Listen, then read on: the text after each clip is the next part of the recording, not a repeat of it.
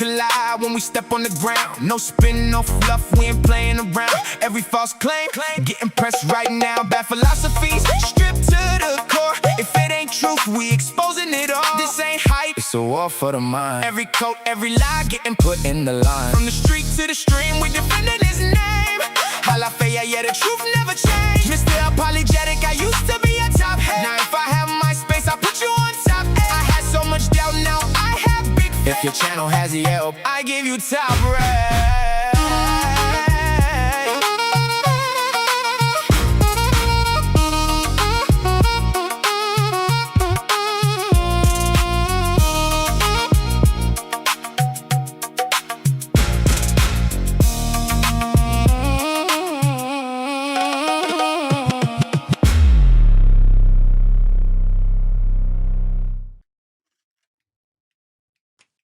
Bam! We are live, ladies and gentlemen. Hope you are doing well and excited for this stream. Man, it's very, very difficult to get streams going when the games are going on this particular time of the World Cup and everything that's happening. Wow, my voice is kind of shot because I was just yelling. And with my kids, one of which was Tom, one of which wanted Japan to win, and the other one wanted Brazil to win. And I don't know if you were watching the game. I was watching the game, yeah. Yeah, and so you know what happened. We're into the elimination round of the World Cup, ladies and gentlemen, and 2 days, yesterday, Canada knocks out South Africa in the 91st minute. Today, Brazil knocks out Japan in the 96th minute. This might actually be the best World Cup of all time.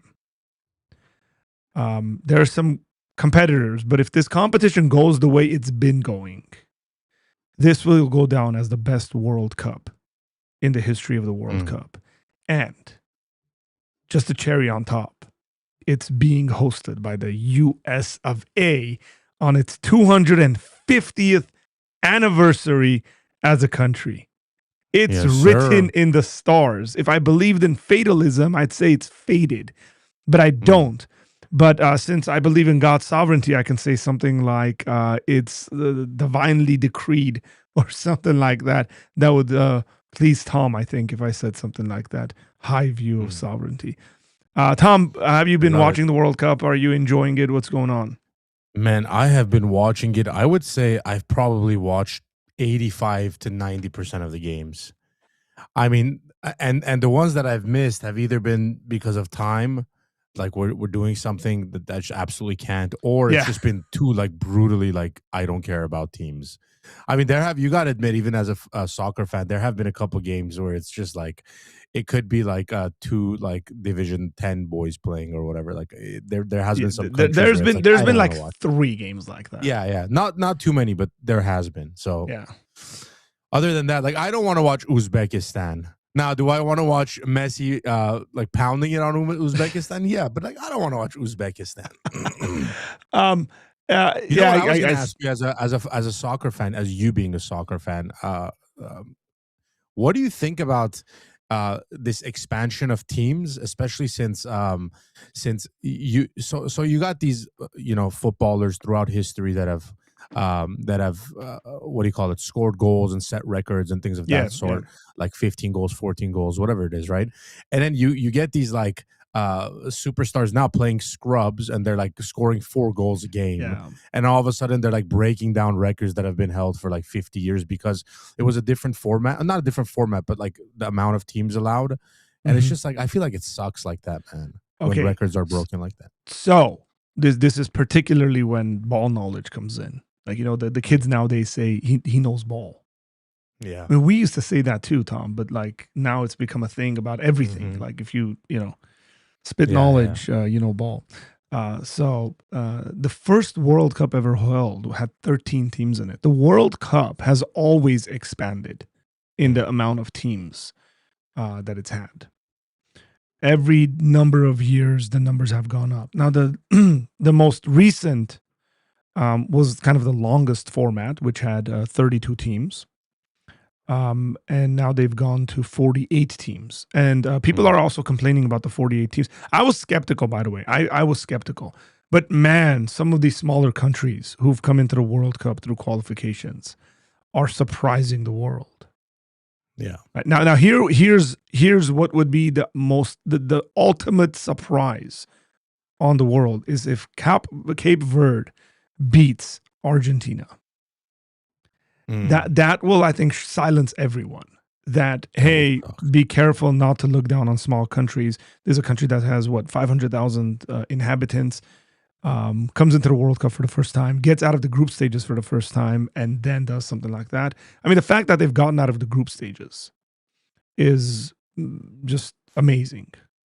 Just to be at the World Cup is amazing. People don't realize how much work it takes during qualifications. To get. So many countries don't get it. Now here's the talk. People don't like this third place kind of the third place teams, the top 8 from the third place teams that makes it to the next round. So people are actually saying it should be expanded even more to 64 teams, I think, and then make more groups, but only have the first 2 of each group qualify. That's some former players have come out and said, hey, we think that's a better format. Instead of doing this top 8. I don't know what FIFA will decide because you also do not want to expand the competition to such a level where the quality of play comes down. I mean, one of the things we saw was, again, Uzbekistan, who most of their players play in their domestic league. I mean, they have a really good coach. Fabio Cannavaro is a legend. Italian legend, but they have one player that plays for Man City, and you could tell they're not up to par in regards to gameplay, even though I think they actually played well. The thing that I think is obvious and should be considered is the level of play globally. The level of the game has gone up, and this World Cup has actually proved that. That you're seeing quote unquote smaller countries, unknown countries, actually competing at a really high level. And I think because there's a lot more investment into soccer, and just again globally speaking, and even the closeness of the games. Like you guys, Japan, as far as I know, and I could be wrong about this, but Japan started really taking soccer seriously when they hosted it in 2002 in the Korea, Japan kind of hosting. First World Cup to be hosted in Asia. And they had a bunch of Brazilians, for those who don't know, they had a bunch of Brazilians actually like be involved in the development of Japanese soccer. It's part of the way, if you look at the way they play, you're going to be reminded of the Brazilians. They just barely lost to Brazil. That's 24 years of development. Now you might sit there and say, man, 24 years is a long time, but maybe so. But it takes a very long time to raise up a generation of kids that think about a sport a certain way. That's their primary sport. They love it. They want to play it. They're passionate about it. And then they're competing at the highest levels on the planet. Look at the United States. The United States did not have they had leagues. They had different kinds of leagues all throughout their history. But the MLS got going because they needed a serious professional league, I guess, with heavy financial support. There's some debate over that, by the way. I'm not going to get into the nitty-gritties. But the MLS was developed in 1994 so that the United States would be able to host the World Cup. So since 94, go look at the 1994 World Cup team. And they tried really hard, but the quality of players. And then look at the quality of players that are playing on the U.S. national team right now. Worlds apart. I mean, these are serious professionals. Those guys were like college players that they brought in to play in the World Cup. And so the level of play has gone up. Almost every single one of the U.S. Team starters, almost every single one of the starters plays in a European league. So The same thing could be said about the Japanese. A lot of their players play overseas. They play in Europe. And so, yeah, the quality of play. Morocco have done similar thing, getting lots of non-Moroccan born players. Now, the U.S., they're not non-U.S. born. They just play overseas. Some of them were born in different countries, but because that they had military parents. I think 4 of the U.S. players have military parents, and they were born in different countries because of that. But yeah, Morocco's got a bunch of Moroccans. And immigration is a very interesting dynamic politically about this, Tom. One of the players for the United States, the forward, he was born in the United States, but he's British. And the reason why he was born in the United States is because they didn't let his mom get on an airplane because she was so pregnant from New York to England. And then she ended up giving birth to him in the United States. That's how he qualifies for the U.S. That's a lucky guy. Yeah, but like, think about it. Again, the chances here. These are the cool stories that come out of the World Cup. This guy is born in the United States because they don't let his mom on a plane. Ends up playing soccer. I mean, there's so many chances he doesn't do that. Ends up going through the Arsenal Youth Academy. Yeah. And then maybe some people thought he's not good enough for the English national team and qualifies for the U.S. national team. And who knows, maybe even plays England in the World Cup and scores the winning goal against them to take him out. What a story that would be, bro. I mean, it would be. If he was Somali, we'd be like 9.5 months pregnant. You get on that plane, buddy. Yeah, well, yeah. You get back to your country one way or the other. This is maybe U.S. policies and immigration and the way people should think about it. But British mom, they're just like, let her stay. Poor lady. She can go right after. They can fly back. Somali, you'd be like, private jet. What's it called? Amazon's Origin. Something with Origin. Get him back home quickly. Tom's joking here, guys. He doesn't realize there's some heated political conversations right now because of the Supreme Court and what they just passed about Haitians. Yeah, I saw that. So it's interesting because if you look at the Algerian team and the Moroccan team, most of their players were born and raised in France. And again, that's an immigration thing. So you get these French guys, they're essentially born and raised in France. And ethnically Moroccan and Algerian. For those who don't know, arguably the greatest French player of all time, Zinedine Zidane, is Algerian. That's why his son qualifies to play for Algeria and is in goal for them.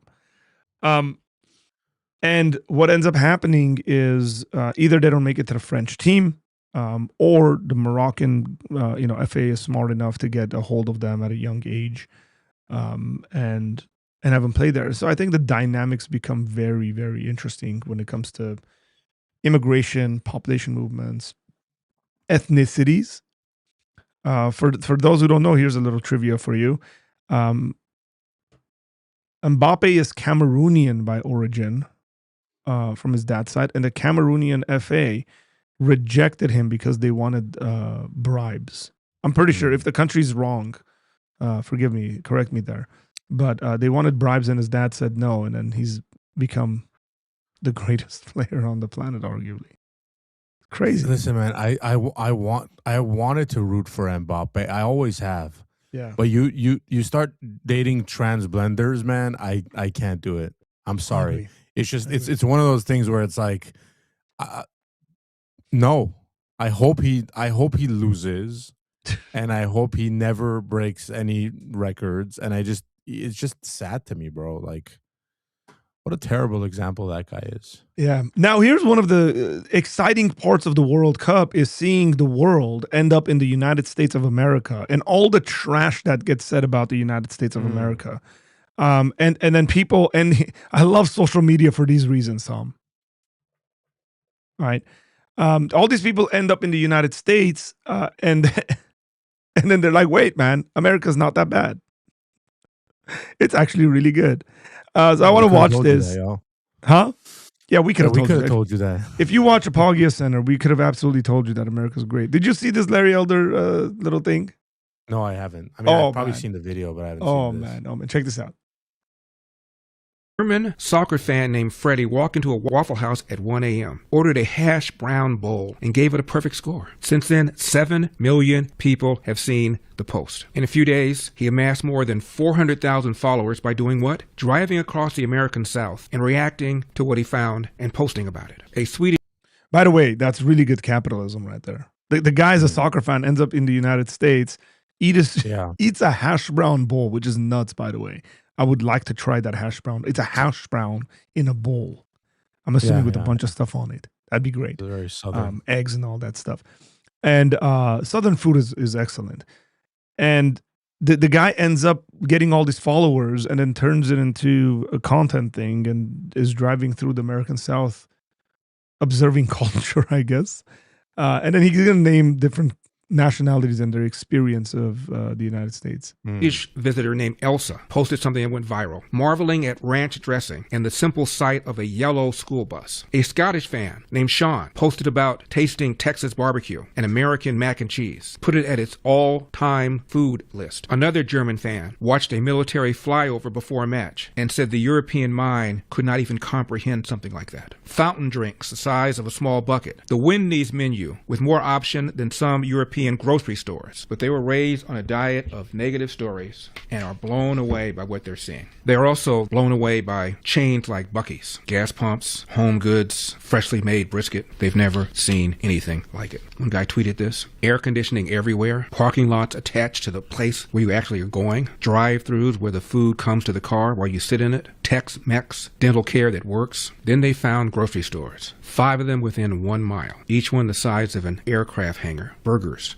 steaks, brisket, ribs, pulled pork, lamb, veal. One guy says Germans stood at the meat section for 45 minutes just looking, marveling. Japanese are taking pictures like they're at the Louvre, Walmarts, chain stores. Greatest country on earth. But not to the left. All these people coming here from other countries are blown away by the magnificence of this country, by its abundance, by its wealth, by its friendliness. And then you cut on CNN, cut on BS Now, get a whole different reaction to how people think of this country. And that's really the heart of it. There's so many of these things on Instagram, just videos of people going, wait, I can get free like refills? I didn't pay for it. I love it. Like guys sitting at steak places and getting bread, and they're like, "We didn't order this." They're like, "No, it's on the house. It's like complimentary." And they're like, "What? Bring more." Hey, Jerome, by I the saw way, something. Go ahead. But before I forget, because this is huge. You didn't know this. Today is Nick Quinn's birthday. Oh, no way. So why don't you Nick. sing happy birthday to Nick Quint, the America man? All right, I'll do it. You can spell freedom in English, though. No need. Jerome, for the Arabic, Jerome, I was gonna inshallah. say, I saw something that said, why is it canceled with 2 L's in the UK, but canceled it with 1 L in America? And the reply was, because we gave you that L in 1776. I thought that was Oh, that's great. good. That is good, man. I saw that. It's the beef that keeps happening here. All right, Nick. Let's sing Nick a happy birthday.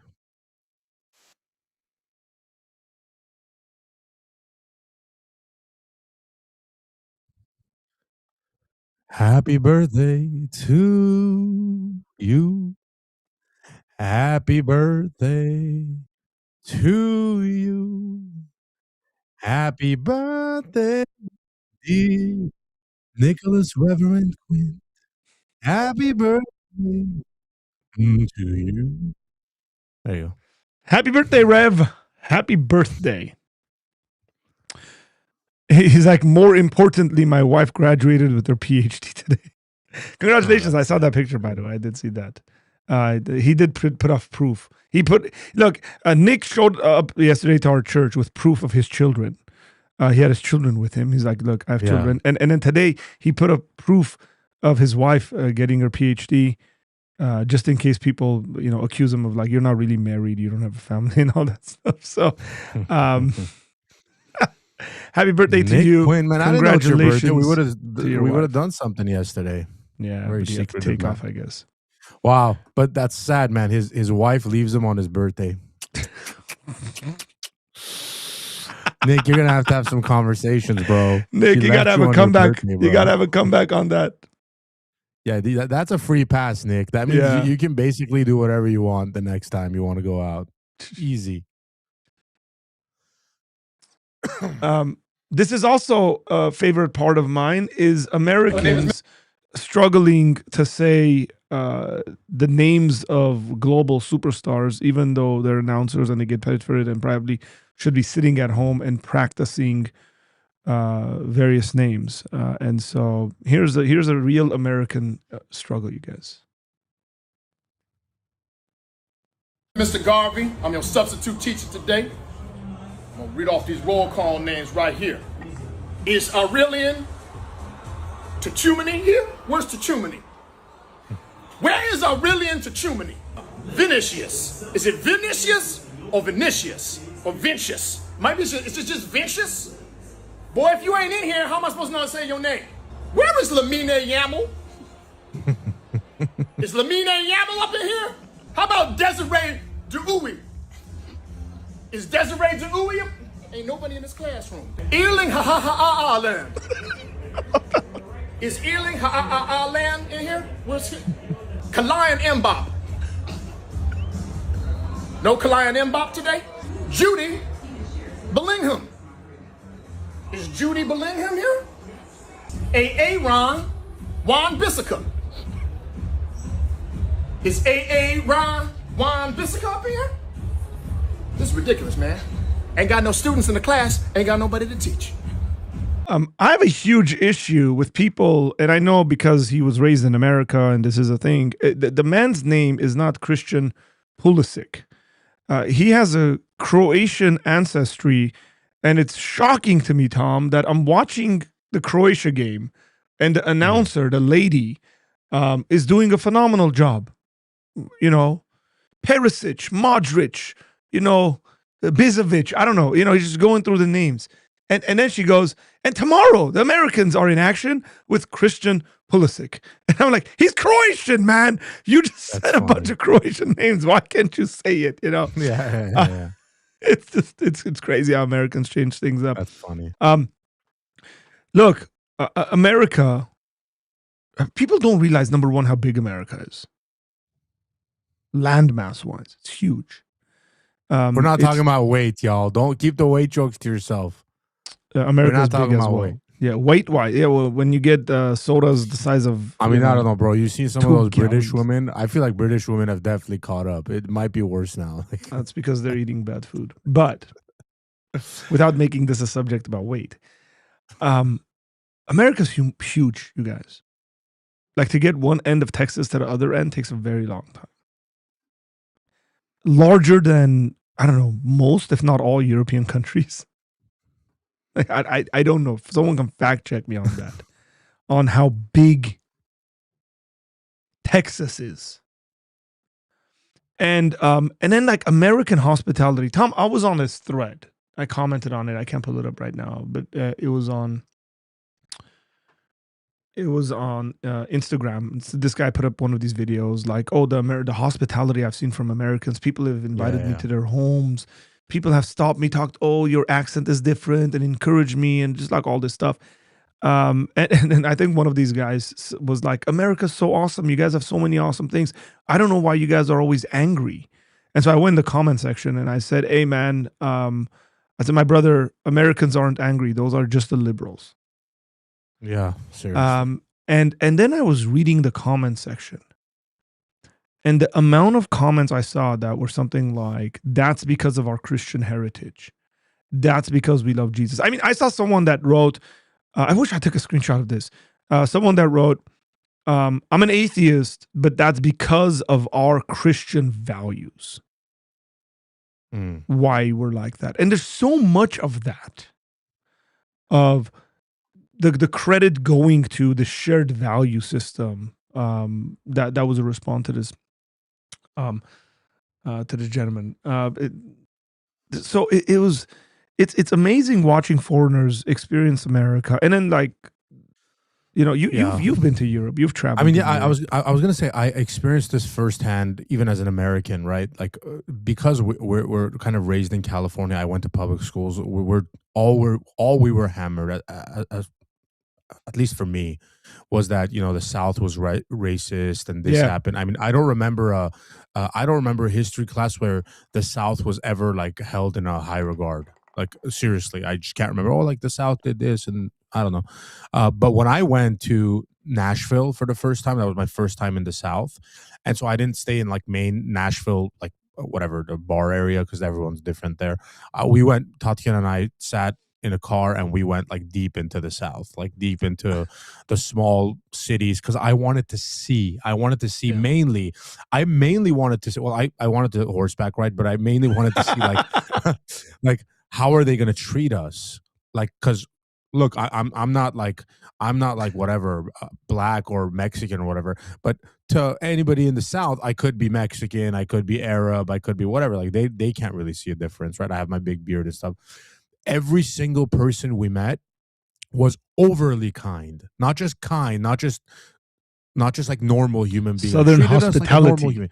They were overly kind, like from the horseback riding place to the restaurants we went to the streets we walked on, to the old ladies we saw, to the small Southern breakfast. I forgot what they're called. Whatever. Diners? The breakfast. Yeah. There's something else. Hostel? No, it's not hostel, right? No. Hostel is something. It's not hostel. Whatever. It's called something. What are they called? Somebody tell me what the Southern Bed and breakfast is called. breakfast? I don't know. Yeah, I think it's one of those. Okay. Everybody was friendly. As a matter of fact, like this was my World Cup experience, right? So we went into a restaurant, Arthur, and Tatiana and I, were like, yeah, it's just two of us. Like we want a seat and stuff like that. And so we went and sat like some table on our own. And she came in, this Southern black grandma. She's like, I was like, what's she saying, Tatiana? She's like, honey, you're going to get up right now and you're going to sit with everybody else on the table. I was like, that's serious. And then so I sat with another couple who had apparently already gone through the thing that we went through. Todd said family style.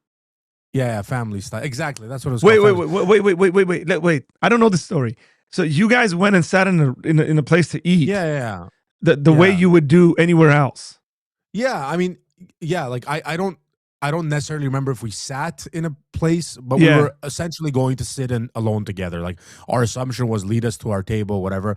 And she basically told us that no, you're gonna sit with those people there. And it looked like those people had been told the same thing, because they were like, and then we had another like couple come in, and by this time we're acquainted with the people sitting in front of us, and then the other ones came in like kind of ignoring us, thinking they're gonna get their own table. They're just being normal, and then they got the scolding, and they came and sat out. So by the end, it was like 14 of us. And dude, that's like going to grandma's house and you guys have issues, and then she's like, hey, you guys are gonna get along.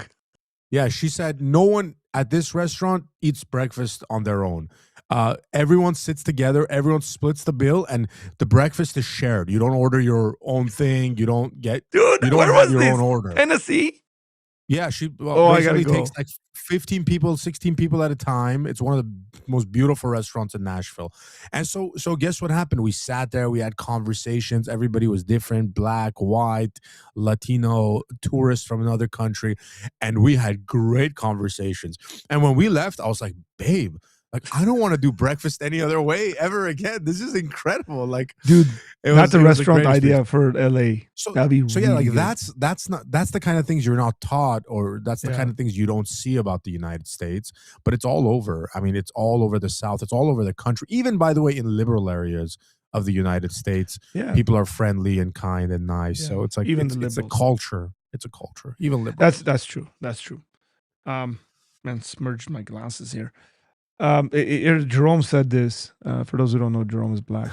Jerome said, funnily enough, the only person that was racist to me the last time that I was in the US was a black person. That's right. That's right. That's so funny. I just want you guys to know that people, you were there, you witnessed it. I just want you to know that people have different experiences of the United States, and that's important. And he also said, I already made weight jokes. I think I gained 5 kilograms in October because of you lot. Bro, we don't know. What Hey, we kilograms are. didn't To me, force that you could be to a eat all that car food. or a feather. Like, what is Yeah, a yeah, yeah. kilogram? By the way, we didn't force you to eat all that food. We just provided it, and then you ended up eating it. So it's your decision. Yeah, We didn't, yeah. we didn't like sit you down and like force feed you food. But we saw you at that Korean joint. All you can eat meat. What? All you That's can right, eat you did. places would go crazy in European mindsets, right? Wouldn't work in LA. Yeah. I guarantee that would work in liberal places in LA. All the weird hipster types would love to like Yeah. do the new thing of like sitting with people you don't know, device free, and having a conversation. It will work. Put it in West Hollywood or something like that. It'll work. Right, Tom? Yeah, I mean, dude, listen, man, it's engraved in the culture of the United States. Like, whether the liberals or the gays or whatever do it for some other like inclusivity reason or whatever, it's the culture. Like, if you go down south in the most conservative area of the United States and you're walking, somebody's gonna look at you and say good morning. If you go to West Hollywood and you're walking down with your wife or whatever, some gay guy's gonna look at you and be like, good morning, we have a really good breakfast in here. It's the culture. Like, That's true. regardless of the reason they do it, Americans are Americans.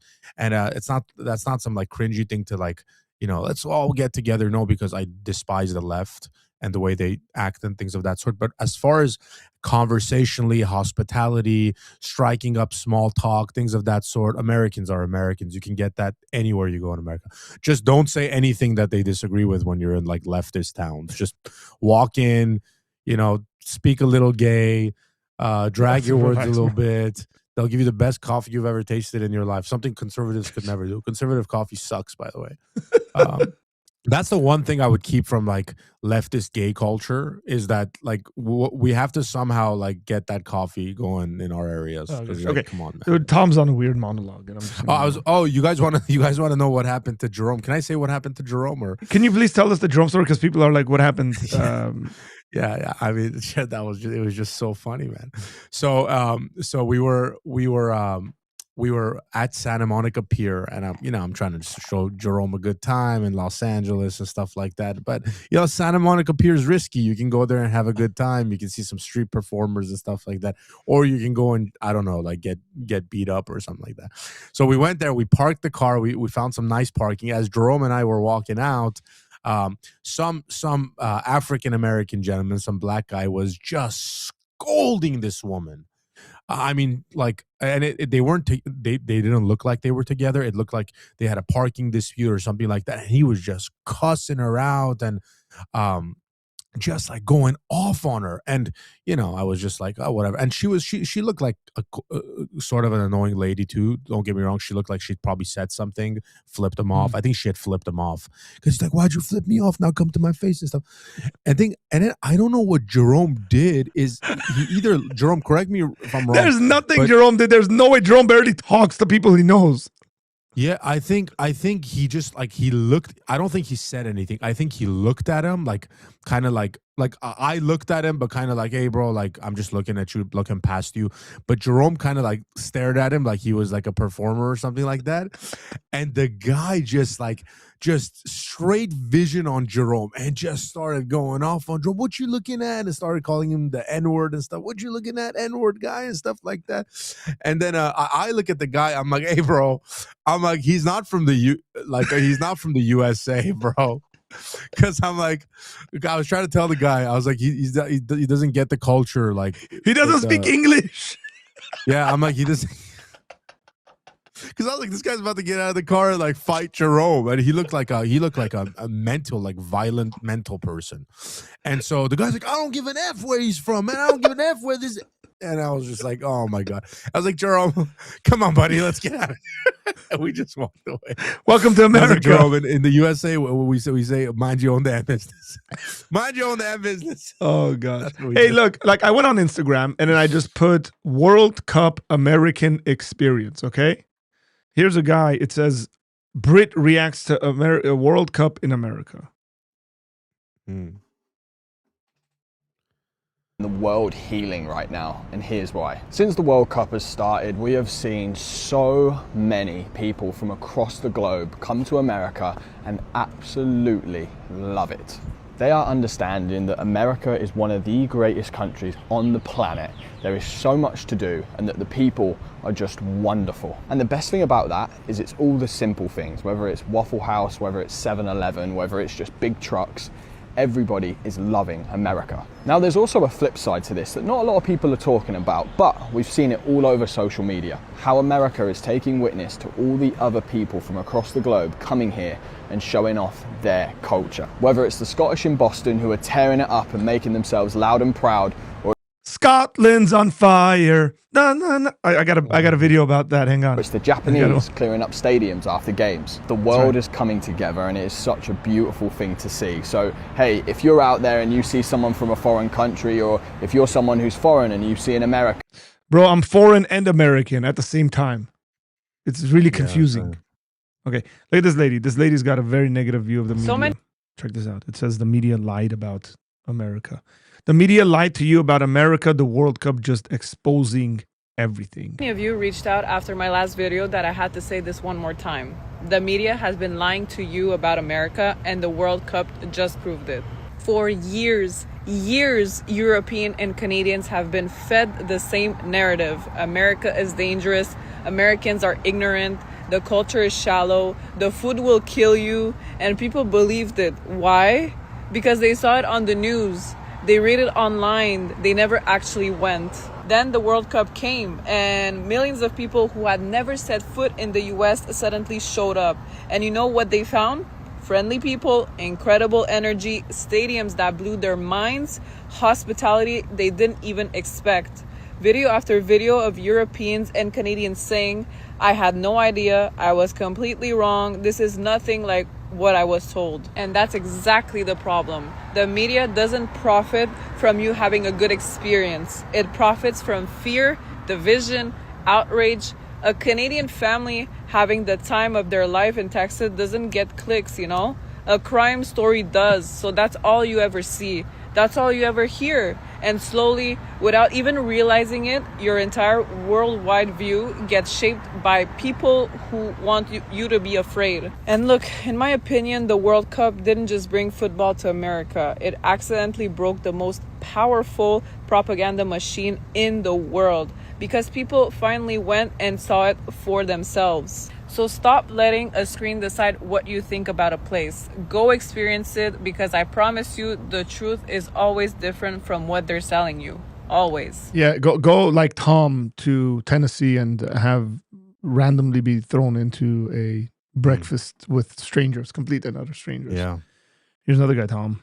One thing I'm loving about the World Cup is seeing everyday American people finally get their moment in the spotlight. Seeing the way you've welcomed the Scots in Boston, the Algerian folks in Kansas, the Dutch in Texas, it's just been beautiful. Seeing all this all over my For You page and in the international press has been just honestly such a breath of fresh air. Because for once, just once, the lead story isn't intentionally divisive politics or celebrities or some manufactured rage bait on the internet. It's just everyday American people being themselves, kind, welcoming, and yeah, a little confused at our food choices. These are the real people, like the people who are actually the fabric of the country. Take the random folks I met in Tennessee.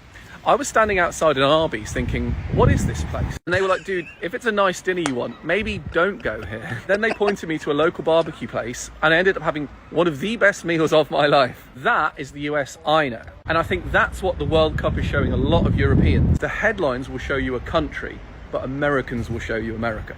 One thing I'm loving about the World Those guys saved them from Arby's. That's, I know, huh? Hey, by the way, also like, Arby's. Isn't it interesting We got that the like, meat. Isn't it interesting that the liberal media, like even as they're seeing how people are reacting to the United States, genuinely, bro, like this is not me like being biased. They're like absolutely not talking about anything World Cup related in this way. Like they're like the pool that Trump tried to fix and stuff, like is growing algae and stuff like that. And it's like, bro, like how retarded are you guys? Like how absolutely retarded are you? Like people are coming to your country, by the way, like mainstream media people, and Yeah. they're like, oh, this is beautiful, we love it, and they're not just loving like conservative places. Like Boston is not very conservative, right? It's like everywhere in the United States, and it's like you're talking about random stuff. Like any other country, man, would take this moment as like a moment of pride. Even their media, I feel like they're like, you go do this in some like Russia or like North Korea or something like that, the whole media would come together like, oh, our country is great, Pakistan Zindabad and stuff like that. Yeah, exactly. And it's like, by the way, one more thing I was going to say is like, isn't it interesting? Like even my cousin from Germany is here, by the way. He's German. He's moving to Canada to live there. But even he's like, oh, you guys talk to each other and stuff like that. It's so weird. You walk on the street and people say hi and things of that sort. And it's interesting because like even in like even Britain doesn't have that reputation, right? Like they might not be as cold as like Germans or whatever, but even Britain doesn't have a reputation where you can randomly strike up a conversation with your like a barista or something. Yeah, like that, right? the thing is that like Jerome regularly says, you Americans are very bold. Like you share your opinions and your thoughts and your beliefs very now easily here's the with thing. one another. Like Americans initially are like, like they're coming from the UK, whatever. They're coming from parts of Germany. They're coming from Spain. They're coming from France. So like mainly from Great Britain, right? Like that's where initially Americans are coming from. Now, what is it in that, whatever, 250 years, 350 years, let's say, however you want to look at it, but let's say 250 years just from the independence of America from Britain, right?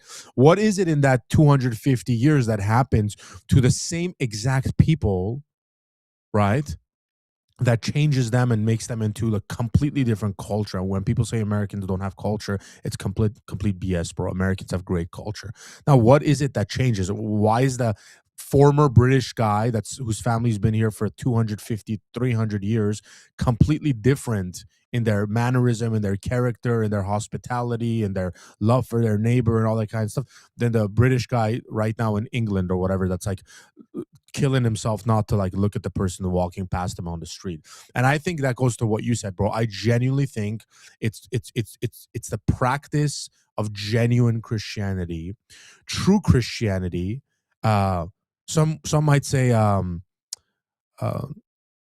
evangelical Protestant Christianity, and I think it's evidence of that. I think that lifestyle is evidence. Worldviews matter. Of the I church. actually dug up a of video. I dug up a video from a long time ago.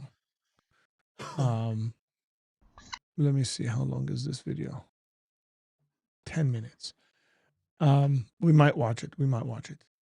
Hang on. Look at this guy. He says, I owe America. It says, I owe an apology to Americans. This dude right here. We owe America a huge apology because America is nothing like what the media tells us. Everyone is so friendly, everyone is so accommodating, and I've honestly had the best time. I fly home Sunday and the English have a song where we say, please don't take me home, I just don't want to go to work. Let me stay here and drink all your beer. And I've never resonated with that song more than in America for this World Cup.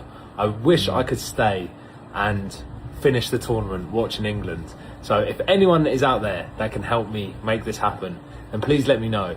I want nothing more than to stay in the US. I love this guy. He's like, man, pay for me to stay in the US. Yeah, this guy's like, please. It's like the opposite of someone holding you hostage. It's like, we are. Oh, but let me leave. There should be an edit here. Like, hey, thank you very much. I'm in Texas right now. Let me see. That's hilarious. I like the Japanese guy. America, it is happening. Do you see it? Oh, this guy put a People compilation who are together. American who have traveled to the World Cup are realizing they've been lied to. We owe America a huge apology because America is nothing like what the media tells us. Everyone is so friendly, everyone is so accommodating. I feel like I've been lied to my entire life about America. Texas is good. Everything is big. Walmart.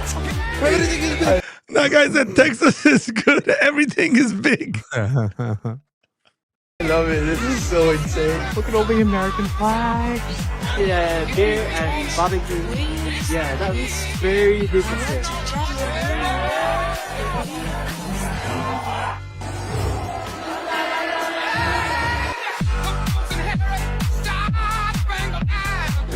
Bro, I don't know what the thing is with ranch. It's tripping me out. Like Yeah, so like, many they different don't people have are talking about ranch. Dude, hey, Europeans, do you guys not have ranch? What's going on? There was a German guy, somebody was interviewing and said, hey, what are you going to take back from America, you know, like experientially? And the guy goes, ranch. I love ranch. it's like, that's I'm simple. taking 2 bottles with me. I'm like, what? And then Ranch responded by saying, like, take more than 2 bottles. Like one of the ranch companies. Oh, gosh. There's so many of these guys. Like, it's crazy. But I wanted to show, I did want to show maybe the greatest celebration I've seen by fans so far. The Scottish fans. Scotland's out of the World Cup. I really was hoping Scotland Seriously. continued in the World Cup because of the Scottish fans. I just want to see more of the Scottish fans. And here's an example of what the Scottish fans are doing. This one's particularly in Boston. And it's fire. And big shout out to my friend Khach, who's watching right now, because yesterday we couldn't get this out of our heads. And we just kept going. So enjoy this.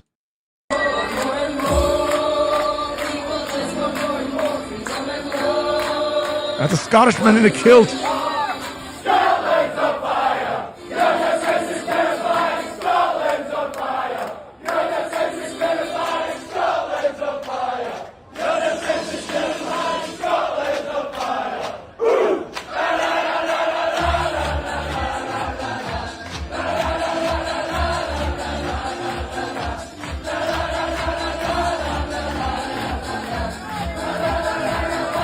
Now, here's the thing, Tom.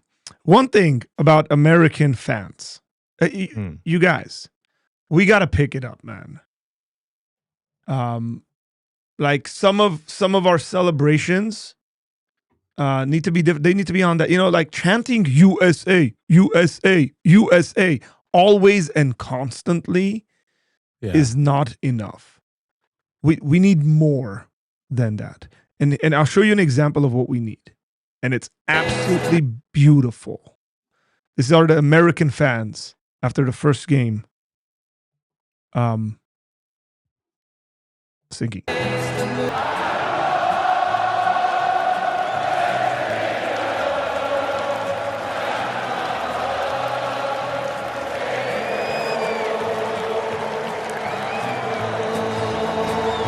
Yeah, the low end cuts off a little when you're playing it, but I've seen this video and it's incredible. Bro, Yeah.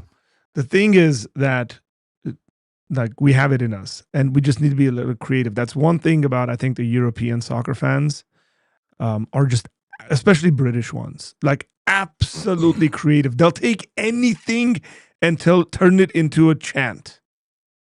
Anything. Yeah, well, I remember being at a Americans pub and chanting, bro, because we can, because like we're being nice right now, but we could be more savage than some of those European chants if you let us do it. No, but like there's a creativity in it. It doesn't. I'm not talking about being savage. I'm kidding. No, I'm kidding, There's a creativity in it, right?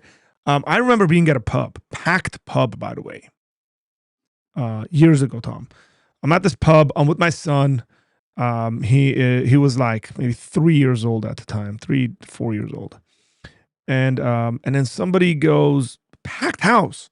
Somebody goes, hey, what's the kid's name? And I go, oh, his name's Avo. And the entire place.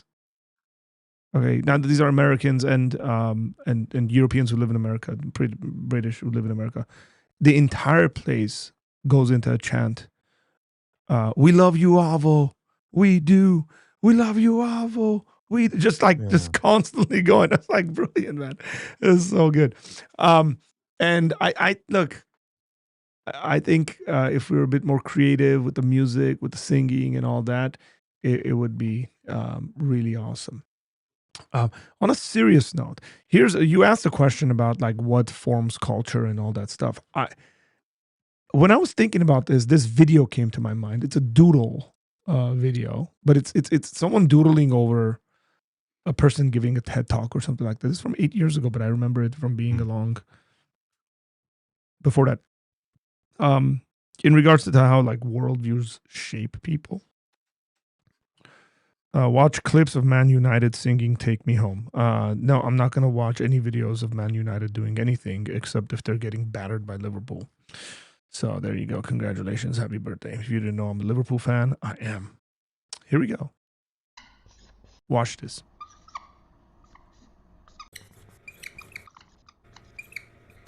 So this has to do with time and the way we perceive time. But it's like worldview centered because some of these studies have to do with like Protestant and Catholic nations as well. Very interesting stuff. So what we have discovered in 30 years of research, there's 6 main time zones that people live in. 2 focus on the past, 2 on the present, and 2 on the future. The people who focus on the past either remember all the good old times, successes, happy birthdays, nostalgia. These are the people who keep the family record, the family books, who have the family rituals. There are other people who focus only on regret, only on failure, only on all the things that went wrong. So we call those focus past positive or past negative. There are 2 ways to be present-oriented. The most obvious is to be hedonistic, that you live for pleasure and you avoid pain. You seek novelty, you seek sensation. There are other people who are present-oriented because they say, it doesn't pay to plan. My life is fated. Fated by my religion, fated by my poverty, fated by the conditions that I'm living under. Most of us are here because we are future-oriented, that we have learned to work rather than play, to resist temptation. But there's another way to be future-oriented. Depending on your religion, life begins after the death of the mortal body. To be future-oriented, you have to trust that when you make a decision about the future, it's going to carry out. If you have great inflation, you don't put money in the bank because you can't trust the future. If there's instability in your family, adults can't keep their promises to you. Notice what he meant. He made a comment about religion in passing there, right? Like, so life begins after you die. Like, there are Christians who actually live their lives like that, and they dread being alive now. And they're just looking forward to dying. And then there are Christians who realize that Jesus said, I came to give life and life more abundantly. And then they enjoy life in the present. And they value life. That alone will change the way you wake up on Monday morning. That subject alone, as to what the Bible teaches you about eternal life, will shift your way of thinking. Yesterday during church, our brother Saad was preaching. I don't know if you caught this, Tom, but he made a comment. He said, he quoted Dallas Willard on it. He said, when the Bible talks about eternal life, it's not just about duration. It is about the eternal kind of life, like the quality of life that God invites us into. That God has this eternal, qualitative, eternal life that he invites us into, not just a long-lasting one. That's right. Bro, that's world-shattering. If people like actually got that. That it's not just that we're going to live forever. It's that we're going to live fully to the greatest extent and experience that an individual can have. We're invited into that. With the greatest joys, the greatest happiness, right? Like those are the things that we're going to get to experience, and we get to experience with God. That's a worldview shifting idea right there. And God invites you into that. Is this oh, there we are.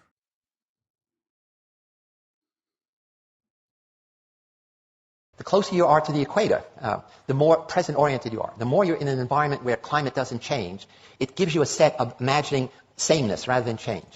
Protestants everywhere have higher gross national product than Catholic countries. In part, brother, watch this. So, Tom, you've never seen this video, right? No, I haven't. Okay, so he goes into Protestant Catholic countries. Very interesting. Sameness rather than change. Protestants everywhere have higher gross national product than Catholic countries. In part because of the Protestant ethic, because of the notion that you work hard to succeed, to demonstrate that you are God's chosen people. My family comes from Sicily, and in Italy there is a political movement called La Liga to cut Italy in half, to have North Italy and South Italy, cut it just below Tuscany. The people in the North say, we do all the work. The people in the South are lazy, they're like children, they want to have babies, have 3-hour dinners, etc. People in the South say, they're not Italian, they're German and Austrian, you know. They eat yogurt instead of pasta. They take their lunch in a paper bag. And in the recent election, the Liga got 14% of the national vote. It turns out it is accurate. We've done research to say people in the North tend to be, on a scale much more future-oriented. People in the South tend to be more past-oriented or present-hedonistic. And so my family is Sicilian, and I come from Sicily. I go back every year. I started an educational foundation. We send high school kids to college and set up computer labs. And I'm talking about some of this stuff, and a man comes up and says, I'm a poet. I live with words. And it wasn't until I heard you talk that I realized there's no future tense verb in Sicilian dialect. I said, what do you mean? There was, is, there's no will be. He said, that's why nothing gets done. And I didn't realize it because we never planned. So again, here's how when you have a number of people who share a certain time perspective, then it does come to characterize a nation. The same way, if you have a Catholic nation where people tend to be present or past-oriented, rather than a Protestant nation where in general people tend to be more future-oriented, it affects you in very profound ways. So there's a wonderful book called The Geography of Time, and it's written by a dear friend of mine, Robert Levine, who's a social psychologist, and he actually literally went around the world doing wonderful experiments. He looks at what he calls the pace of life. See, time perspective is how people divide their own experience into partitions, time zones. Another kind of time orientation is your sense of duration. How much time has expired while you're sitting in a dentist's office before they start drilling? How much time has expired when you've been waiting in line? How much time has expired when you're having fun or upset? So time duration is totally a function of whether you're bored, whether you're excited or not. And what he does is he shows that in different cultures, people have a different pace of life. And you do this very simply. You sit in a cafe and you mark off 100 meters, and as people pass, you start a stopwatch. And you see how fast people walk. You go to a post office, and on a piece of paper you say, I'd like 3 pounds of this postage or 10 euros, and you see how long it takes. So he has a bunch of these measures. And it turns out you can identify cultures as different pace of life, and now cities. And he shows in America, you can rank 60 cities. That's crazy. So you can do that with cultures. But specifically, he's talking about the United States. You can do this with cities. Now, you and I live in Los Angeles, where weather doesn't change much. And Yeah. It's interesting to kind of think about that. And then even like as we were talking about Southern hospitality in the South, and maybe even the slower pace of life in the South, more family-oriented stuff. Again, somebody said that won't work in LA because people are individualistic and, going and sit. Like, these are the sorts of things. Now, according to cities, and America's a large place, and that's important for us to know.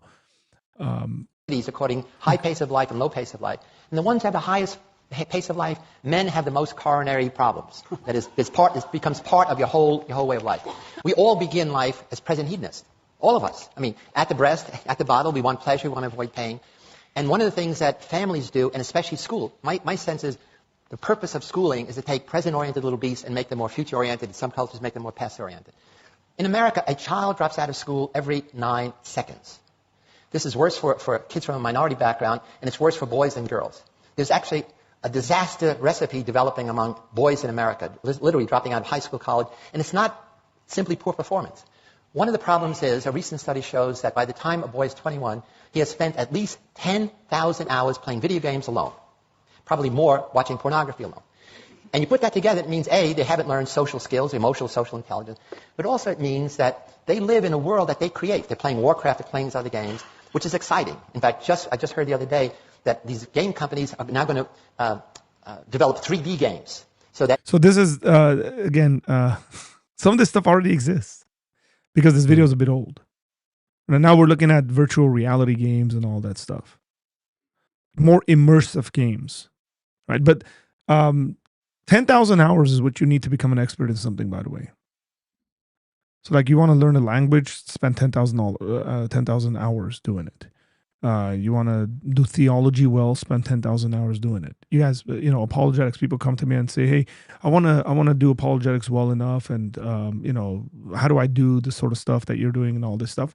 I go, well, spend 10,000 hours doing it. You become an expert in it. By the way, I've divided the time. 10,000 hours is the equivalent, roughly the equivalent of a 4-year degree. Yeah. Oh, wow. It's roughly the equivalent of getting a 4-year degree. So there's people who are spending 4 years, and we've all played video games throughout our lives. But I think he gave a time. He said like 11 to 18 or something like that. I was speaking at a church yesterday, Tom, and I was talking about walking by the Spirit, the passage out of Galatians 5 that mentions the fruit of the Spirit and all that stuff. And I said, there's it's very interesting because there's so many parallels in life of doing something, practicing something so much, doing it so often where it becomes second nature to you. You just get really good at it. You played basketball growing up, shooting a ball, the way you hold the ball, the way you follow through on the ball, your wrist and all that stuff. It becomes second nature. Like you do it enough, you don't think, like your kid's playing basketball right now. He just started, right? Like you got to teach him, like, oh, when you shoot a ball, make sure your wrist does the following action. How old is he? 5. Okay, by the time he's 10, he's not going to even think about that. Yeah. Like nobody's going to need to go to him and remind him, oh, follow through. Now, by the time he's 15, if he continues playing, by the time he's 25, it's going to look very differently. And imagine him being 25 years old and somebody comes to him and says, man, how do you do that so good? Like, teach me how to do that. Yeah. And then he goes, do you have 20 years? That would be a legitimate answer. I brought in the World Cup in my talk yesterday. So, we watch these soccer players. They're doing just things that are unheard of.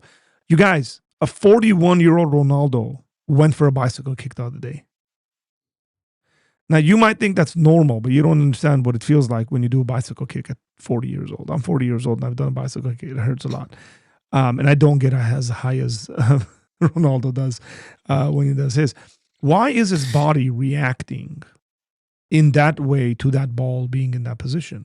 Well, because he's done it thousands of times over the last probably 35 years.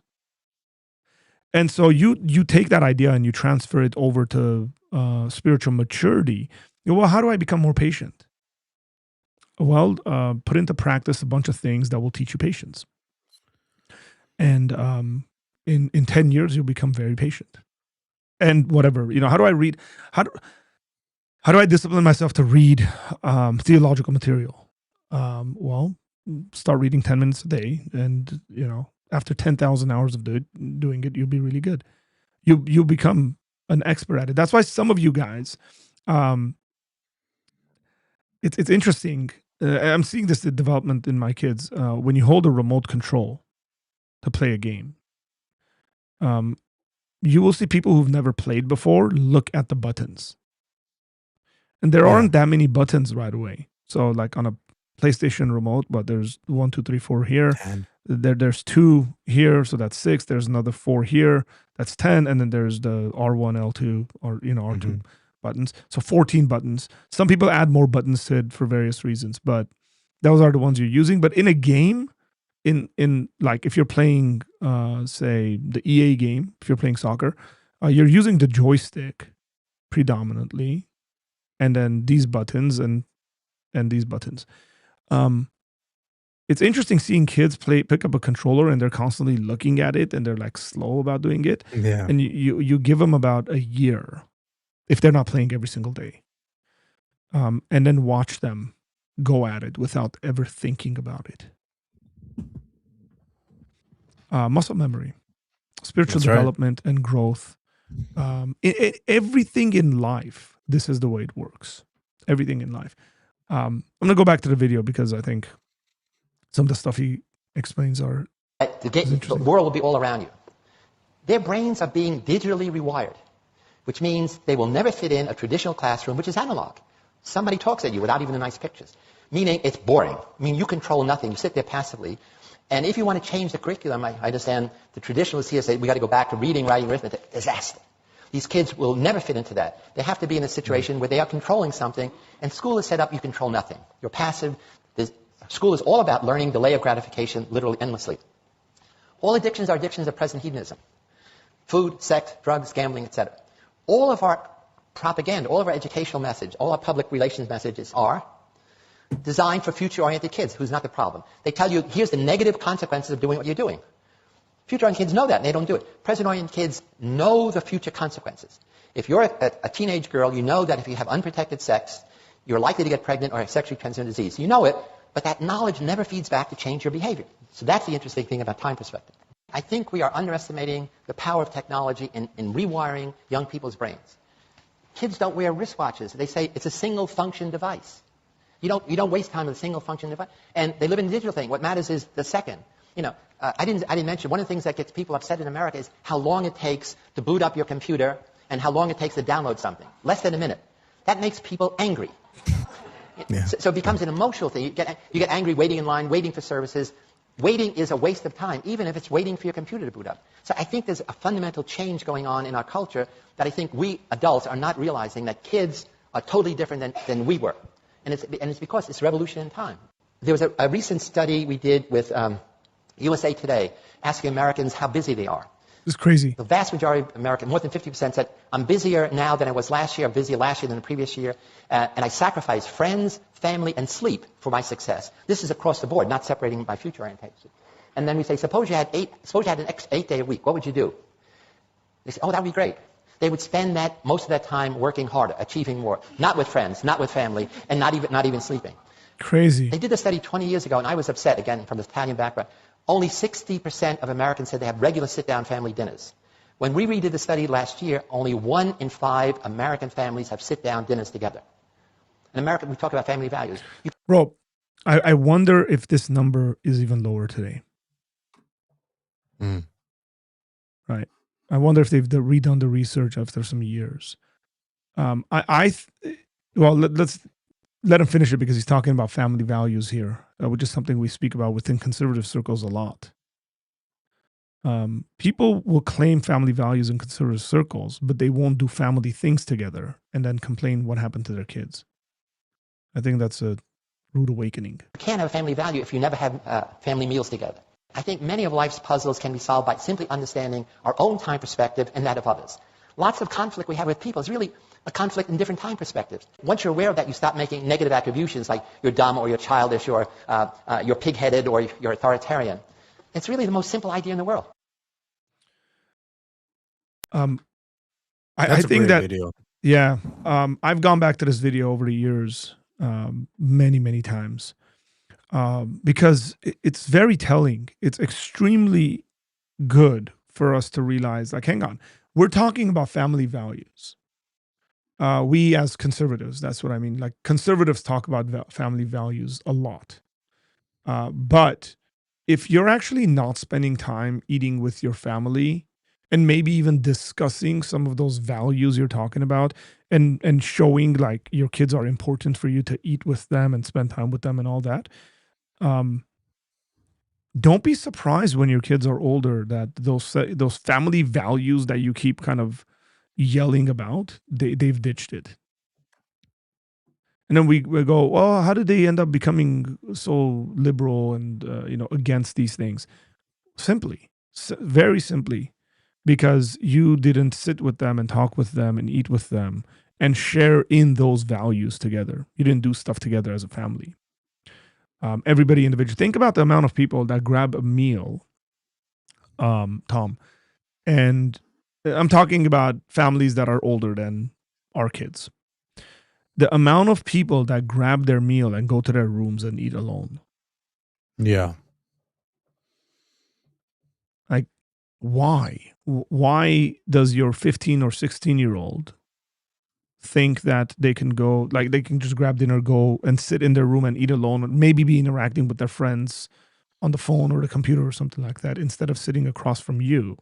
And the you in that situation might even have his food sitting on the couch watching TV and ignoring his kids. And maybe I'll give you a caricature here, but I think it's a good one. Here's a dad who's constantly talking about how America's values are disappearing and people need to be more conservative and stuff. And the guy is eating dinner alone, watching Fox News, complaining about American values when his kid's upstairs eating alone. It's like, brother, no, turn Fox News off, go sit at the table, tell your son to come down, sit in front of you like a man, have a conversation with him, eat dinner with him, have your wife sitting next to you and have your other kids sitting around the table, and even maybe say things like, hey guys, they'll be old enough at this point for everybody to have a phone and stuff like that. Here's a basket. Everybody drop your phones into this basket. Tom, for my other job, so we took a bunch of kids camping this a couple of weeks ago. When we go, the kids have to give their phones in. They can't have their phones on them. So we turn their phones off. I take them, I put them away in the locker. And You should see the complaints, the ways kids try to get by it. Can I see? I saw a kid. You'd die at this, bro. I saw a kid. They can bring cameras with them, by the way, but they can't have their phones. I saw a kid doom scrolling on his camera. That's hilarious. Like he had taken a bunch of pictures and he was just sitting there just scrolling through the pictures because he didn't have another form of technology with him. Yeah. I was like, you can't be doom scrolling pictures you just took. Here's the crazy thing. They'll complain, they'll say things, they'll have issues. Because this is a longer trip. It's a 6-day trip. On first day, second day, third day. On the 5th day, they don't want their phones back. They've made friends. They're around 500-600 other kids. They've made friends. They talk to him. It's like a detox program. And that's intentional in the sense that we take their phones away because we want them to actually interact with people face to face and enjoy their time, be in the moment, be present, enjoy everything that's there for them. But the withdrawals that we see is insane. And again, I'm telling you, like kids will tell me on the last day where we're giving their phones back, like, can you keep it until we get home? And it's a really, really cool experience to see that they think they need this thing always with them. And then and they're like, nah, man, I don't need that. There's people around. Yeah. Their view of life changes. And they value people more. They're happier. They don't know what's going on around the world, which is really cool to see. Like they're not constantly bombarded by information around the world. Which makes them live in the moment and enjoy the moment rather than think about like what's happening halfway across the world that you have absolutely zero control about, but you're stressing over. That's right. The constant information is just terrible, man. It's terrible for the soul, the mind. It's just terrible. So, yeah, and I think Khachik made a comment here, something about we get fed news about Europe the same way the Europeans get fed news about us. So like we might sit here and think like Europe's absolutely burning down right now. I'm speaking about Europe as though it's one thing. I mean, there's many countries in Europe. But like you might visit Europe and a specific European country and you go, wait, what? It's not burning down. It's not crazy. You visited Europe recently. What countries were you in? I went to France. I went to Switzerland and Italy again. I love Italy. So, no, it's true. Look, it's true to a certain degree, and it's the opposite to a certain degree, right? It's true that like you go to these countries, you realize, not every corner is a mosque and stuff like that. But funny enough, as since this, I'm giving a fair experience here, Arthur, just to kind of prove your point. Well, that's what we want. So I go to France, and I've been told that it's like an Islamic. Basically, it's like a Sharia law at this point, right? That's what I was told. So I get there and I'm like, all right, like we'll give it a shot. So they drop us off. We go into our little tiny room upstairs. It was biggest mistake. I went with Airbnb instead of hotels. I'll never do that again, by the way. But it was a nice little, Spanish quarter of France. And all of a sudden, we're getting changed up and stuff 30-40 minutes into it. Allahu Akbar, Allahu Akbar, and it's this loud call to like the call to prayer, right? And I was like, there's no freaking way. And then I'm like, babe, I'm gonna go outside. She's like, be careful. So I walk out. I swear, like, guys, I swear, I walk to the street and there's like hundreds of Muslims walking past me, like full on. I'm not talking about your like Great Britain Muslim or whatever. I'm talking about just full on, like the whole thing covered, walking past me. And I looked to my right. You took out your rug. You took out your rug. You're like, I'm coming. Yeah. Now I turned to the right and I see there's a mosque right next to where we're staying. Literally, like touching our building. It's this like giant white mosque, very tall, like building and stuff. And then you had like panic attacks remembering your childhood in Iran. Yeah, I mean, first one, I was like, wow, I don't really care much because I'm used to this. There's some of it isn't. I was like, oh, it's just my neighbors and stuff. And then in my mind, I was like, yeah, they were right about this place. This place sucks. And then we went about our day and we spent a few days there, and it was wonderful. You know, we had a great time in Paris. It wasn't Muslims everywhere, like causing chaos. You know, it was just normal people. We actually went to like hookah lounges and stuff owned by some of the people in the Muslim community. It was great, like hospitable. Although one of the guys did get offended, I was like, "Wow, you guys actually do hookah good?" And he's like, "What?" He's like, "Where are you from?" I was like, the USA, but like I'm Armenian. We do hookah really well.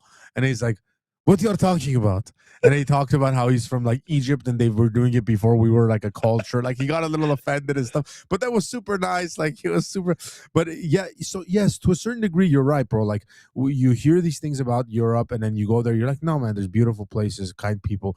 But then also you hear that, you know, Europe is this beautiful, inclusive, amazing place, and you go there and you're like, no, but it's like a takeover. Yeah, So the it thing can is, happen.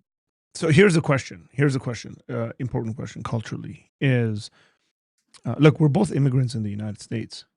Yeah. People need to realize that. I was not born in the United States. You were not born in the United States.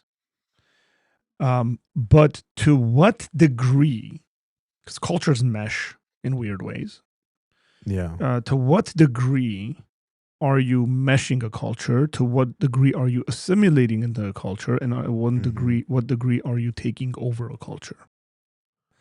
Now, there are negative aspects of a culture that should be eradicated and replaced. You know, like if you went into a culture where there's cannibalism, that needs to be eradicated and replaced. Yeah. Right? If you go into a culture where there's polygamy, and I'm speaking as a Christian man here, polygamy needs to be replaced. God has an intention on what marriage ought to look like, and not going to go into the details of that, but it needs to be. Where is replaced. this place? Just so we can go replace it together. By the way,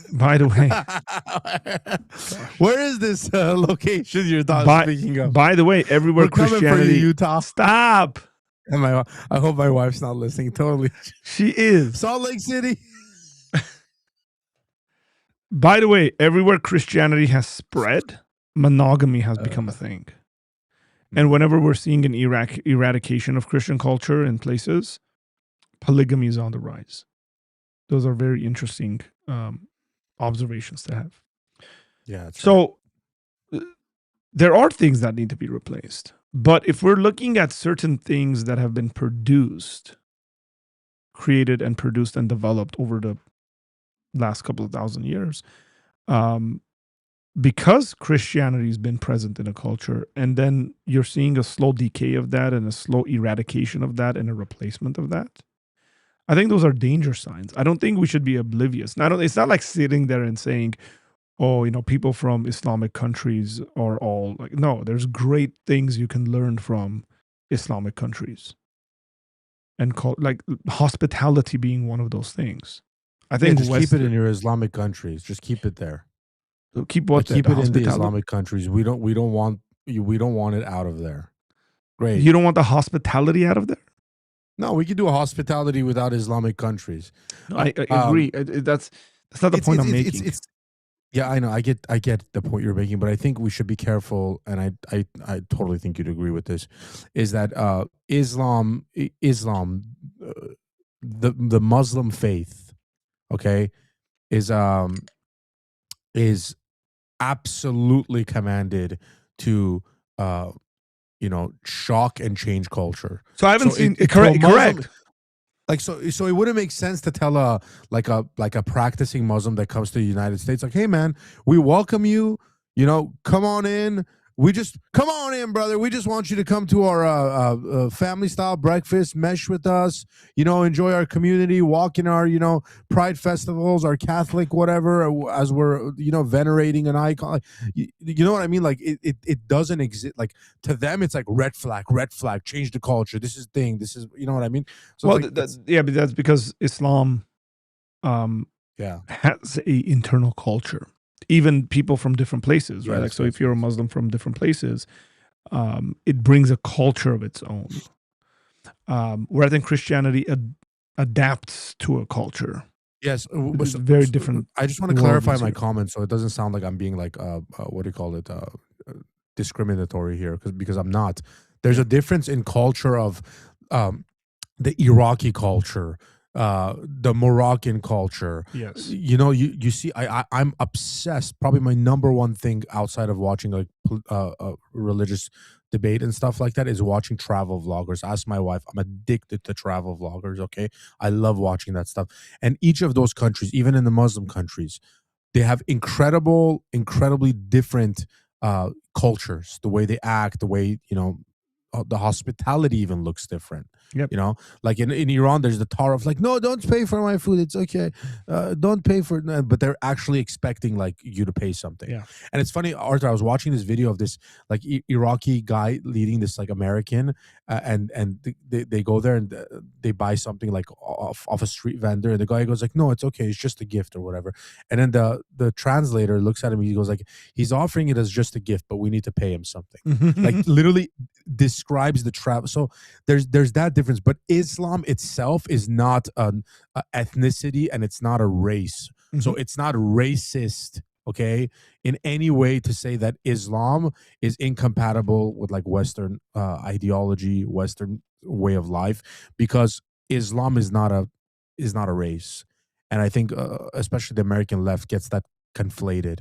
So I don't know why I went on this tangent, but yeah, whatever you were saying, I agreed with anyways. You're right. I don't know what the hell I'm saying about that. For the same reason, there were aspects of culture in the Germanic tribes in Rome Yeah. that when Christianity took over as a worldview, those cultural things went away. We can't escape this. This is the reality. There's things about American culture that need to be eradicated. They're bad. The hypersexualization of women, where you can't watch a hamburger commercial without seeing a half-naked girl in it, is bad. That is not a product of Christianity. No, of course And Christians need to be more outspoken about these things. So the point being there is there's a production that's happened of culture and society that is that's beautiful, and I would put that as part of like God's common grace. Like all cultures have beauty and goodness about them because you get human beings who interact with each other. You know, like South American countries who have a high respect for family units and larger communal decisions and all that stuff. That's good. Individualism in Europe and America is good. Both of those things that are extreme are horrendous. They need to be counterbalanced, right? So the point that I'm making here has to do with not just like thinking, oh, we do it like this in America, and like anyone who does it differently is in the wrong or something like that. That's not a proper way of thinking, because there is not even one way of doing it in America. You have subcultures, you get city cultures, you get like the South versus, like LA. That looks extremely difficult. Like, dude, I was in Georgia. Everywhere I ate, people called me sir. Everywhere any order I put in at a fast food place. Yes, sir. What would you like, sir? And I have a habit of calling people sir and ma'am and saying thank you and please and all that stuff. But it was because people were sharing in that and they were doing it even more than I was. Yeah. I was just regularly like, yes, ma'am. Thank you, ma'am. Yes, sir. Thank you. Like I just got into it because it's welcomed. It's honored. And it's respectful to speak in those ways. But like, dude, I don't get that in LA. Like, I don't get people calling me sir in LA. It just doesn't happen. And so, I mean, the World Cup has really brought some of these things to the surface, man. And it's really cool to see. I don't know if you know, do you know about the Japanese fans cleaning after themselves? Yeah, I saw those videos. Incredible, man. So this happened a number of World Cups ago. This happened a number of World Cups ago where the Japanese fans would bring in bags and clean up after themselves, and then the Japanese team would leave the dressing room absolutely like pristine situation. Like they would fold the towels and put it away, and like they just like respect the people that were coming in after them in that place, you know. And now I know the locker room thing has become a culture. Some of the other teams started doing it, and they would leave these notes like "Thank you for hosting us. We appreciate it." Again, that's the goodness of Japanese culture coming out of there. What is it like? Our friend was just in Japan, right? And he was like, "Dude, it's clean. People pick up after themselves. They're not trashing their own country." Yeah. That's really, really good to see. Again, that's a positive thing that's coming into the World Cup, and then other people are seeing it from other cultures and saying it's when the Bible says outdo one another in good works is what I think. It's like other people are seeing it and saying, what, the Japanese are doing this, we're gonna do it too, and then they like start cleaning up after themselves. It's sort of like when we go to the movie theaters and you leave and then you see like the mess that's been left at the movie theaters by people. It's like, imagine if people were just like more careful about making that kind of a mess and not making it. Jerome said, "Nobody calls you sir." Jerome calls me sir. Okay, that's sort of what I'm talking about in regards to like these. We get this mesh of cultures coming in, and the World Cup exposes this. I mean, you have social media, so people are posting it. But I love the fact that some of the stereotypes about the United States have been completely shattered at this World Cup. From a political position to a social kind of cultural position to even a sporting position. So like people who are looking down on the United States, they call it soccer, they don't produce real players and all this stuff. And now people are saying, no, the Americans really are calling for the world to respect them because their game looks good. They're developing players well. I think it was like Zlatan or Thierry saying America should be absolutely proud of themselves with the way they've performed at this World Cup. And so all the way from a sporting perspective to, again, someone walking down did you see the video of the Bosnians walking through Inglewood wearing all blue? It was so funny. It was so funny, man. I was like, man. Like that's the thing, having no clue. And people were probably like, yeah, whatever, it's fine. That's hilarious. But it's awesome, right? And these are people from war-torn countries, man. Like some of them, it's like you don't want to mess with. They've seen actual war. Like, but it's some of that stuff is really, really cool to see. It's really cool seeing the Dutch show up just wearing orange and take over entire like cities. And again, interacting with various people. Boston was not. Maybe Boston thought the Scottish fans drink beer like Americans. And then they ran out of beer and realized, oh man, these guys actually drank all of beer. Yeah, no one drinks like the Europeans, man. It's insane. They literally ran out of beer, you guys. Completely out. They're distributors. Except, I think, Bud Light. Nobody drank the Bud Light. It was one of those light beers. I want to say it was Bud Light. But if I was Guinness, I would totally make a commercial about it, like how much Bud Light is horrible and Guinness is awesome. Yeah. Because they drank it. Not a Guinness fan myself, but that would be a really good commercial. You're welcome, Guinness. Give me 5 cents per. Oh man, that's so those are the experiences that we've seen, man. I think it's been brilliant. There's more of the competition to come. It's getting serious. This is where me and my friends refer to as this is the portion of the tournament where the tears start flowing. You're going to see grown people cry a lot, and we've already seen 2 games. We're going to see either the Paraguayans crying or the Germans crying after the game that's happening right now. And 0-0, by the way, 32nd minute, that one. And then you're going to see a lot of fans that are crying. You're going to see people crying out of joy. You're going to see people crying out of just heartbreak. But lots of tears will start flowing over the next couple of weeks, and then it'll culminate in the final game, which I think Again, potentially we're looking at the best World Cup ever. I'm not just saying that. Trump's I know gonna the love tournament. that. Huh? Trump's gonna love you saying that. 100%.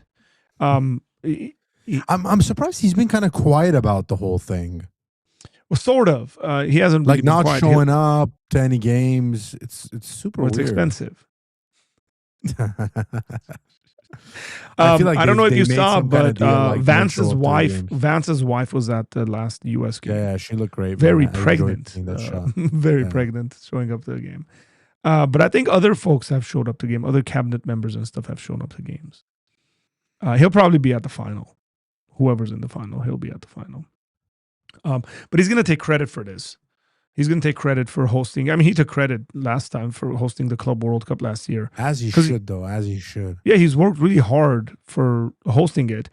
And, man, it's been like we haven't seen any violent stuff. And I pray and hope that we don't see it. Because there's always a fear of this, right? Like where you get large numbers of people gathering like this. You're thinking, you know, the kaboom gangs trying to do something and all that stuff. And it's been good. We haven't seen random violence, I mean, even fans, you know, get drunk and fight and do, and I've seen a couple of those, but I haven't seen it at a large scale, which has been really good. Now Mexico is also hosted, and Canada's also hosted as well. We should say that. And but America's hosted a majority of these things, and America will host the final. So it's been really good. Never challenge a Scot to a drinking competition. They will win, even the children. That's crazy. I don't think that I've heard of Bud Light. If not for Americans, Europeans might just not know of it. They probably know of it and just don't touch it because it's like dirty water. It's like dirt water. That's what Bud Light is. Trump is allowed to. Their beer isn't that great either, honestly, in Europe. Okay, man, I don't know where you drink, but bro, Trump is allowed to lift the trophy with the winners for some strange reason. It's going to be like Chelsea all over again. I don't think so. I think they've learned from that experience and how bad it looked. Why was that bad, by the way? Oh man, I thought that was amazing. It's not something you do in soccer, bro. Like even you know, I'll give you this. You know how like in basketball and football, the owners come down and they lift the trophy with the fan, with the players, even before the players. Sometimes you don't see stuff like that in soccer. Oh, so it's not a norm at all. Yeah. It's not like even coaches, bro. Like even coaches don't lift it till like all the players have lifted it. Like the captain lifts it. Do you know how like the last World Cup, the Qataris put on that Arabic dress thing over Messi right before he lifted the cup? I think I remember something like that, but I'm not too sure. This has never happened. Okay. So this has really never happened. So they before he went up to lift the trophy, they put this thing on him. It's this, you know, Qatari garb and all that stuff. And there was so much conversation over this and why they should not have done that. Yeah. Because it's disrespectful to that Argentina jersey he's wearing. He's representing his country. That's his flag. That's his nation. He should be able to celebrate it like in his nation's colors. And so it's very similar. It's like there's a lot of things about the World Cup trophy actually. Like for example, the World Cup trophy that they lift at the final. Nobody keeps that. That's immediately taken back. And then they're given replicas for their nations. Yeah. There's many reasons for that, but like what's his name got in trouble? You know that Salt Bay guy? He went on the field and touched the World Cup trophy when it was in Qatar. Oh yeah, that's right. Yeah, that guy got in a lot of trouble. Like it's not the thing. Like you haven't earned it. You have to work. You haven't worked for it. You don't get to lift it. Yeah. Yeah, man. Soccer fans are serious about this stuff. Yeah, man. and I would say, yeah. Yeah. The king wouldn't even do that. Not even the prince. So I would just say it would be best for Trump to not lift the trophy. It'd be cool if he was obviously on the stage giving out the medals, like hanging the medals on the next to the winners, but not. It looked bad when he got involved in the celebrations in the Club World Cup. He shouldn't do that at all. Don't And be I really surprised hope if he does, doesn't. though. I know. Don't I be hope he surprised if he doesn't, does. bro. It's gonna look bad. Like, it's been such a good tournament. We've done such a good job. Like, he should not get involved in it at all. It'll make him look more classy. Mm. You know. No, sir. I watched something about FIFA allowing him to do it just a few days ago. Well, allowing him to do what? Like, hand out medals, give the trophy. Is that what they're allowing him to do? I think those probably are fine. Who gave the trophy to Messi?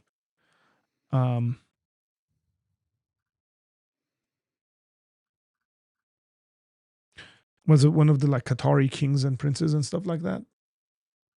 Yeah.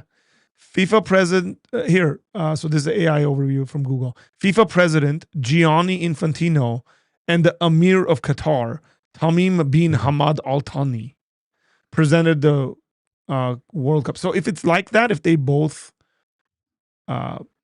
presented to the winners, I think that's fine. Yeah. Because it's been done before, and nobody can say Trump's, trying to, put himself in the center of it. I mean, the liberal media probably will say it anyways because, so I think, yeah, it's if it looks something like this, I think everybody should be fine with it. If it looks something like that, We'll see how he does it, man. I'm excited. Yeah.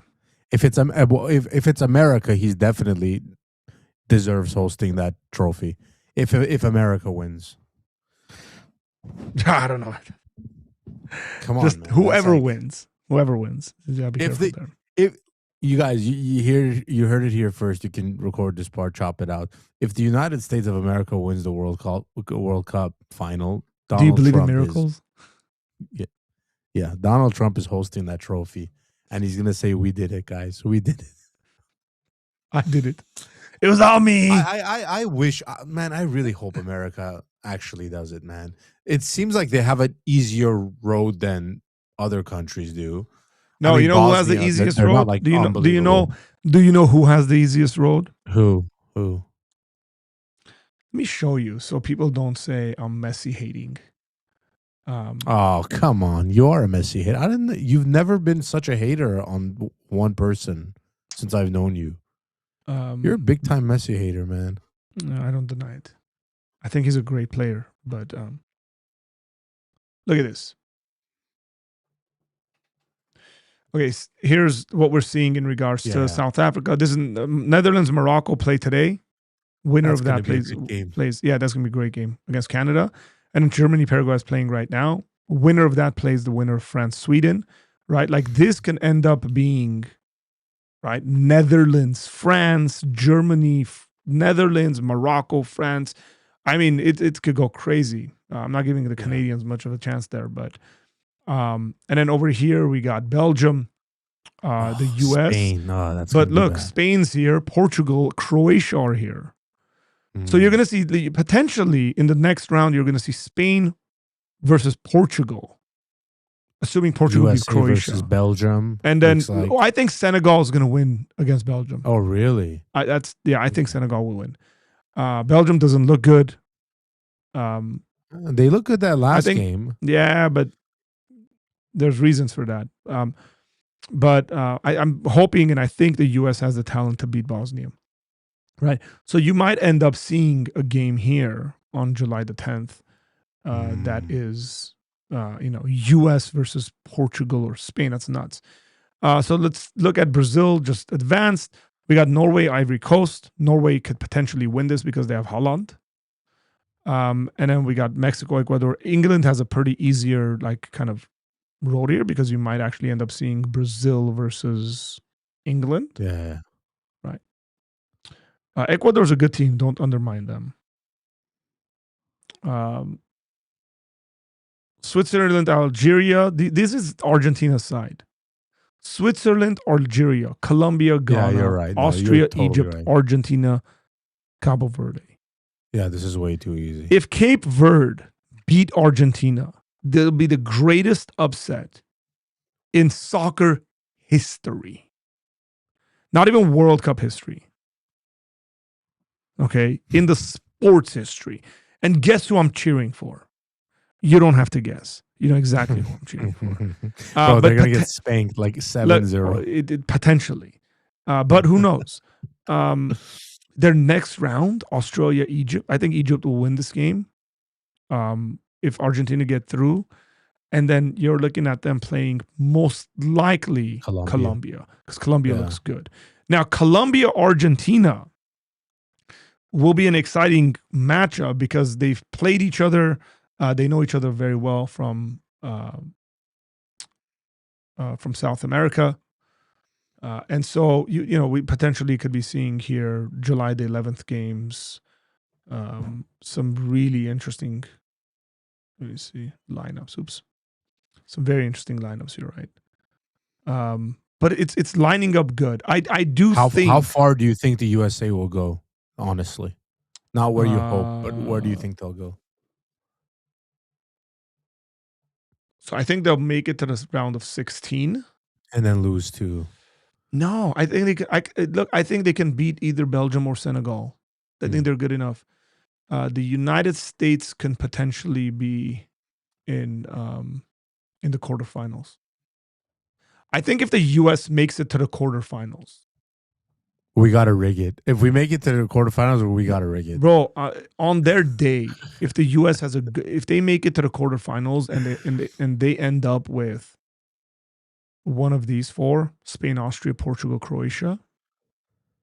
On their day, they can beat them. I think Spain would be the toughest opponents they can come across. But even a team like Portugal, they can beat because Portugal is a highly defensive team. Hey, there's a goal in the game for Germany and Paraguay. Oh. Guess who scored? It's on the screen. My guess is Paraguay. 45th minute, Paraguay just scored. Wow. This World Cup continues to amaze us. You guys, Germany might be out. Brazil was losing 1-0 at halftime today to Japan. Barely won in the 95th minute.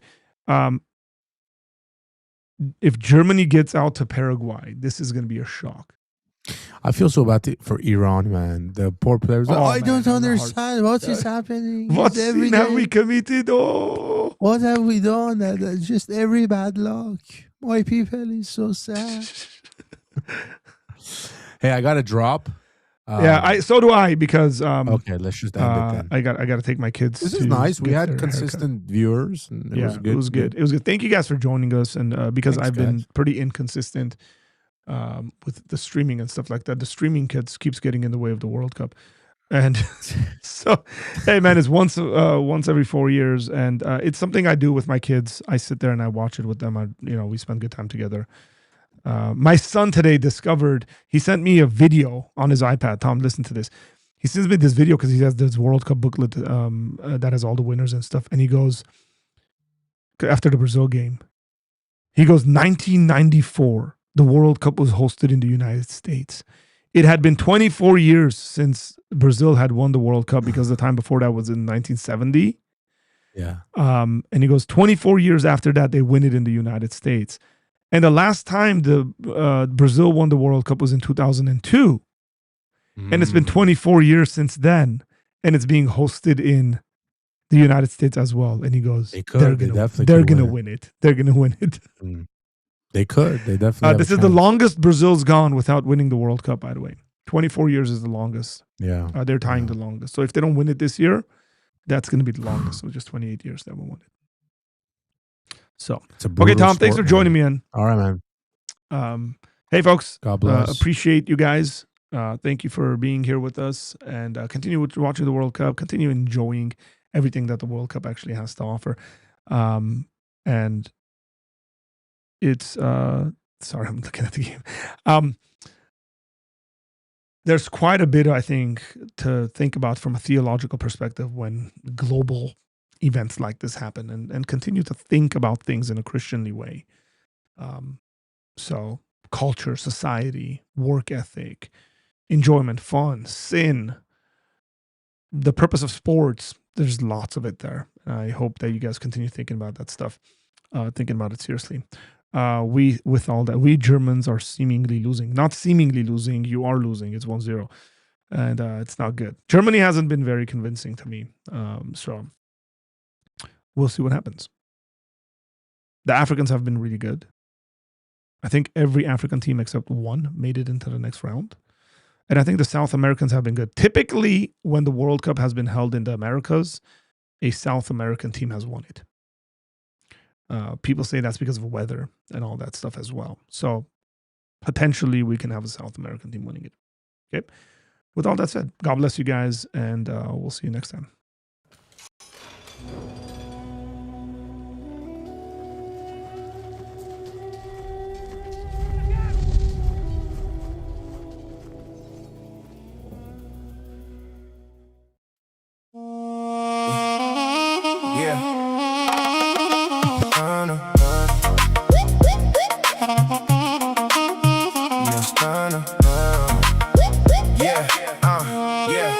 Mr. Apologetic, yeah, he breaking it down.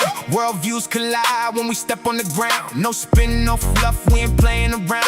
Every false claim, getting pressed right now. Bad philosophies, stripped to the core. If it ain't truth, we exposing it all. This ain't hype, it's a war for the mind. Every quote, every lie, getting put in the line. From the street to the stream, we defending his name.